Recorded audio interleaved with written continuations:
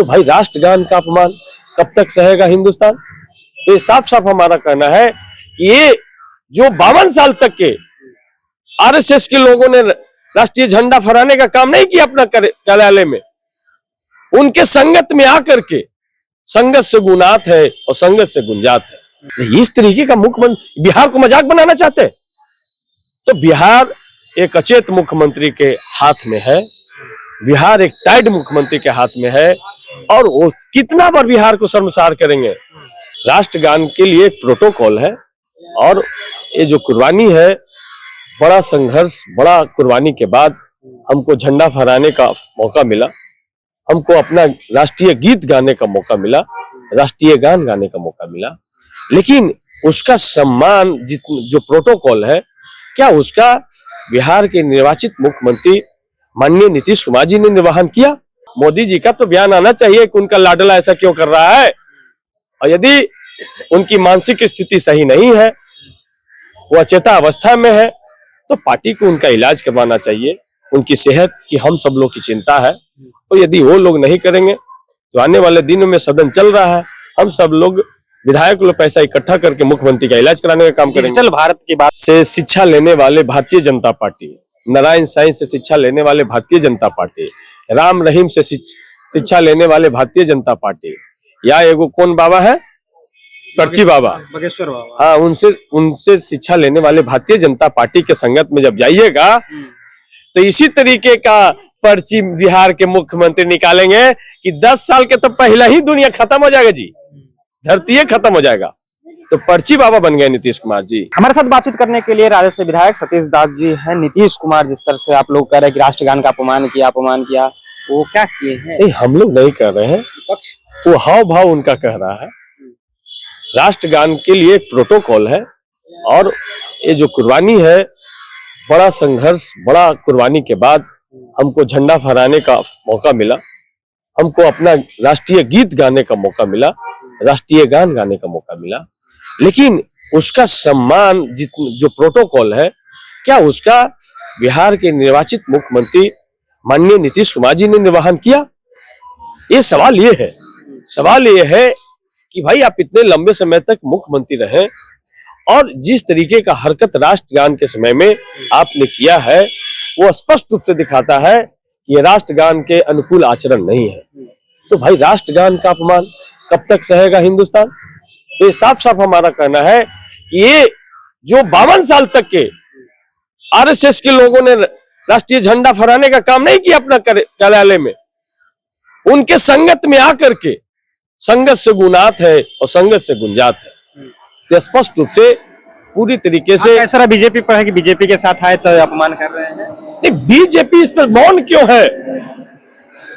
क्या यही अपमान कोई और किए होते तो बीजेपी इसी तरीके से खामोश रहती? राष्ट्रीयता के मुद्दे बीजेपी के नेता तो कहे कि नहीं सुने होंगे राष्ट्रगान, ऐसा थोड़ी है कि अपमान। यह तो मुख्यमंत्री है, अब 20 साल से मुख्यमंत्री है, तो कान से आवाज जा रहा है कि नहीं? उनके कान में सुनाई पड़ता है कि नहीं तो कान का इलाज कराना चाहिए है? उनके प्रधान सचिव क्या कर रहे हैं, दीपक कुमार, इस सामने देखिए, खड़ा रहिए। इस तरीके का मुख्यमंत्री बिहार को मजाक बनाना चाहते हैं। तो बिहार एक अचेत मुख्यमंत्री के हाथ में है, बिहार एक टाइड मुख्यमंत्री के हाथ में है, और वो कितना बार बिहार को शर्मसार करेंगे। एक बार तो नरेंद्र मोदी का प्लेट खींचते हैं और फिर पैर पे गिर जाते हैं, अपने प्रधान सचिव के पैर पे गिर जाते हैं। आप देखते हैं कि उनसे कितना जूनियर रविशंकर प्रसाद के पैर पे गिर जाते हैं।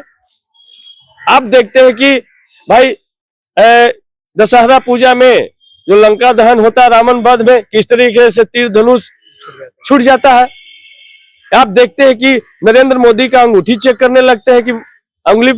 आप देखते हैं कि भाई अशोक चौधरी जी के पिताजी के पुण्यतिथि में जाते हैं और उनके पिताजी को ना उन्हीं पर पुष्प अर्पित कर देते हैं। ये क्या बताता है? विधानसभा में उनका आचरण देखिए, उठ करके ताली बजाने लगते हैं, मुंह बनाने लगते हैं।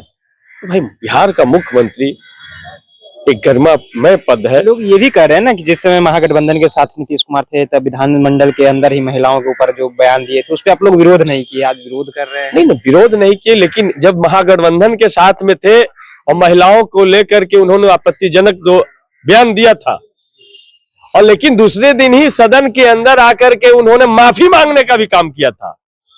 लेकिन राष्ट्रगान के अपमान पे क्या नीतीश कुमार जी माफी मांगेंगे? ये पूछता है बिहार, ये पूछता है भारत, ये पूछता है अपने झंडे के लिए, शान के लिए अपनी जान की कुर्बानी लगाने वाले हमारे शहीद मोदी जी लोग। के लाडले मुख्यमंत्री है। तो लाडले मुख्यमंत्री हैं तो मोदी जी का तो बयान आना चाहिए कि उनका लाडला ऐसा क्यों कर रहा है।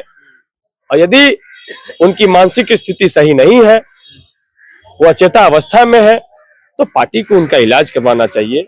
उनकी सेहत की हम सब लोग की चिंता है, और यदि वो लोग नहीं करेंगे तो आने वाले दिनों में सदन चल रहा है, हम सब लोग विधायक लोग पैसा इकट्ठा करके मुख्यमंत्री का इलाज कराने का काम करेंगे। डिजिटल भारत की बात करते हैं नरेंद्र मोदी, डिजिटल लागू करने के लिए विद्यालय में जो है डिजिटलीकरण कर रहे हैं, लेकिन नीतीश कुमार तो मोबाइल सदन में कह रहे हैं कि मोबाइल लाना बैन है। आपके विधायक मोबाइल देख के बोल देखिए, रहे एक चीज है, जब हमने कहा ना कि जब वो आसाराम बापू से शिक्षा लेने वाले भारतीय जनता पार्टी, नारायण साईं से शिक्षा लेने वाले भारतीय जनता पार्टी, राम रहीम से शिक्षा लेने वाले भारतीय जनता पार्टी, या एगो कौन बाबा है, पर्ची बाबा, बगेश्वर बाबा, हाँ, उनसे शिक्षा लेने वाले भारतीय जनता पार्टी के संगत में जब जाइएगा तो इसी तरीके का पर्ची बिहार के मुख्यमंत्री निकालेंगे कि 10 साल के तो पहला ही दुनिया खत्म हो जाएगा जी, धरती खत्म हो जाएगा। तो पर्ची बाबा बन गए नीतीश कुमार जी। मैं स्पष्ट रूप से पूछना चाहते हैं, एक पढ़ा लिखा इंजीनियर है आप, भी मोबाइल चलाते हैं ना? आप पढ़ा लिखा इंजीनियर है आप, तो भाई उनको बताना चाहिए कि क्या एक इंजीनियर का स्टेटमेंट हो सकता है? उसी साइंस के वजह से आपने देखा कि 9 माह से ज्यादा लंबे समय तक अंतरिक्ष स्टेशन में फंसे सुनीता विलियम्स को सुरक्षित सकुशल वापस लाया गया। और हमारे लोग क्या कर रहे हैं? कब्र खोदने में लगे हैं। हमारे लोग क्या कर रहे हैं? जमीन खोद करके देख रहे हैं। अरे पूरी दुनिया आसमान में नई दुनिया खोज रहा है, अब आप जमीन के अंदर कब्र की बात आप करें तो नागपुर के मामले पर क्या कहिए, जिस तरह से दंगा हुआ कब्र को लेकर के? ये लोग, जो लोग धार्मिक तुष्टिकरण की जो राजनीति करते हैं, जो नहाते हैं गंगा, अब जिसके मन में है दंगा, वो जो तमाम जो लोग हैं, वो लोग इस तरीके का बयान कि भाई 300 साल पहले औरंगजेब था, ठीक है, वो यहाँ पर लंबे समय तक शासन उन्होंने किया, और लंबे समय तक शासन करने का उनके शासन व्यवस्था को आप पढ़िए, ठीक है, क्रूर हो सकता है, लेकिन औरंगजेब तो राजा न था, कोई निर्वाचित तो लीडर नहीं था वो।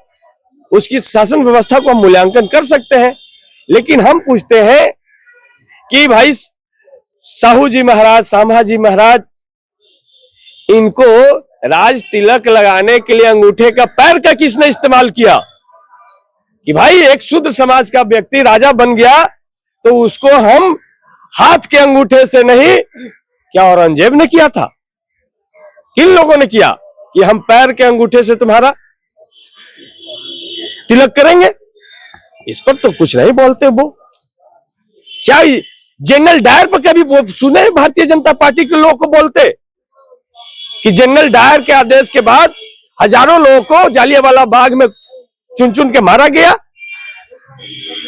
जनरल डायर पर कभी बोलते सुने? नाथूराम गोडसे पर कभी बोलते सुने?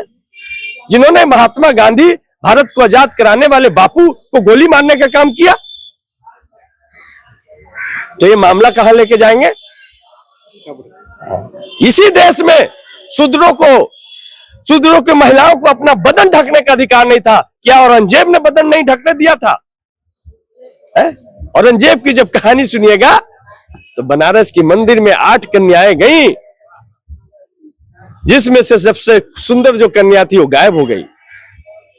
तो औरंगजेब तक के बात पहुंचा तो औरंगजेब के सैनिक लोग गए खोजने, तो सैनिकों को मार दिया गया।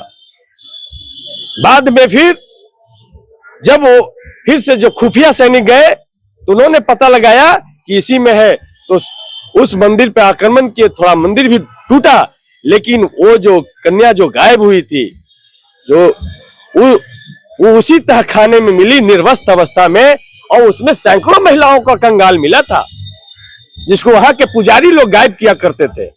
तो औरंगजेब ने तो एक लड़की का, इस महिलाओं का इज्जत बचाने का भी काम किया। तो भाई उसका मूल्यांकन हम एकेडमिक रूप से कर सकते हैं, लेकिन ये लोग असल मुद्दे से ध्यान भटकाना चाहते हैं। रोजी रोटी रोजगार का जो सवाल है उससे ध्यान भटका करके देश पे शासन व्यवस्था चलाना चाहते हैं। चलिए, ये लोग जो है रोजी रोटी रोजगार की बात से ध्यान भटकाना चाहते हैं और देश पर शासन करना चाहते हैं। तमाम बातों पर हमारे साथ बातचीत कर रहे थे सतीश दास थे, राजस्व विधायक है, उन्होंने अपनी प्रतिक्रिया दी है। आप अपनी प्रतिक्रिया कमेंट बॉक्स में छोड़ जाइएगा। आप देख रहे थे जनता जंक्शन, बहुत बहुत धन्यवाद।